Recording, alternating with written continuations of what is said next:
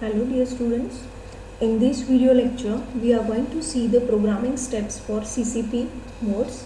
So it is very important part as far as the CCP is concerned to like how to program the compare, capture and PWM modes. Okay, so one by one we will see them.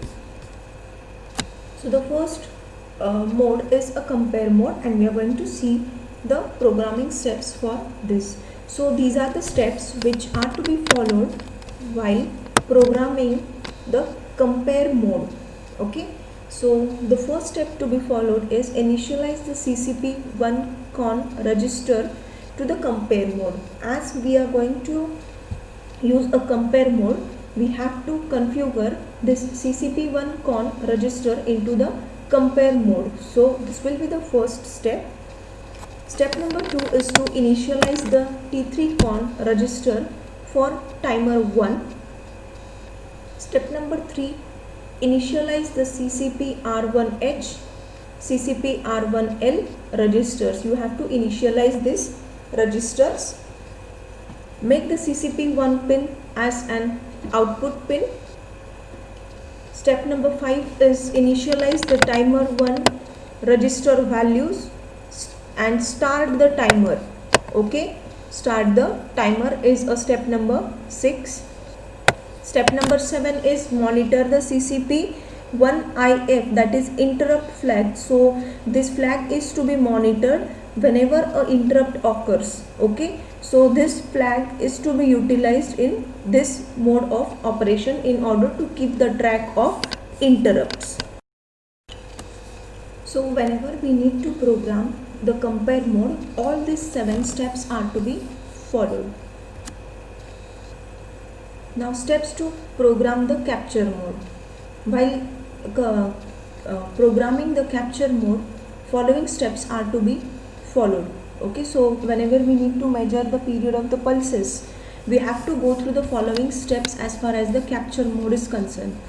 So you have to initialize the CCP1con register for capture mode. See, whenever we are programming the modes, it may be compare mode, capture mode or a PWM mode.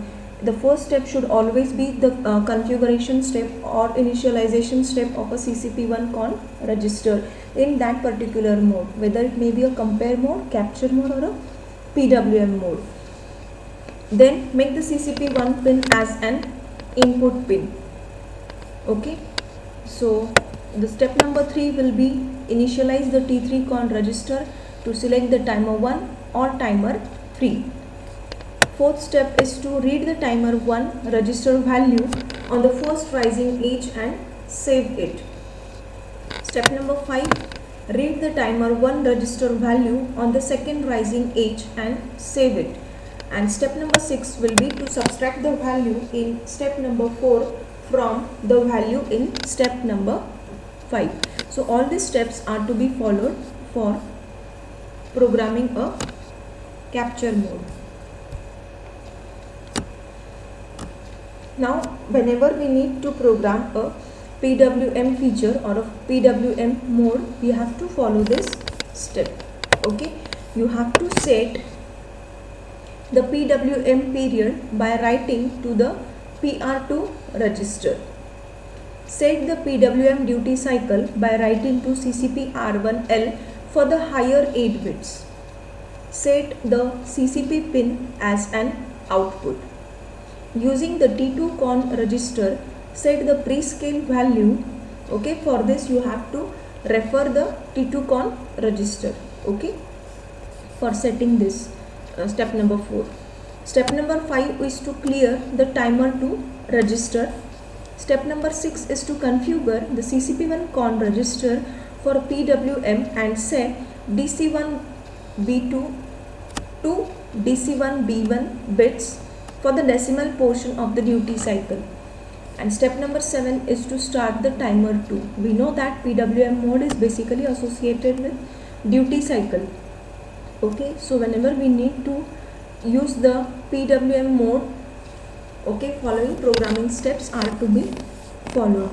Okay, so these 3 are very important steps for configuring the CCP mode. okay, for programming the CCP mode. Thank you.